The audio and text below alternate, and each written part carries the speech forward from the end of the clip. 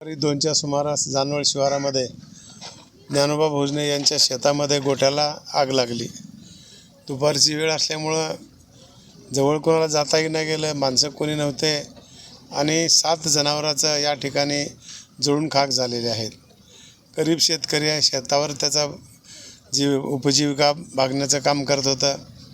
लोकांनी प्रयत्न केला, पण दुपारची वेळ आणि आगीची तीव्रता त्याच्यामुळे तिथं हातबल झाले आणि सगळे जनावरं, काही म्हशी 1-2 त्याच्यातल्या गाभण्या होत्या, काही वासरं होते, काही बैल होते आणि गायी होत्या, अशा 7 जनावरांचा या ठिकाणी मृत्यू झालेला आहे। आम्ही प्रशासनाच्या वतीनं त्यांना निश्चितपणे तहसीलदार साहेब आलेत, जे काही मदत करताय ते करायचा आम्ही प्रयत्न करू।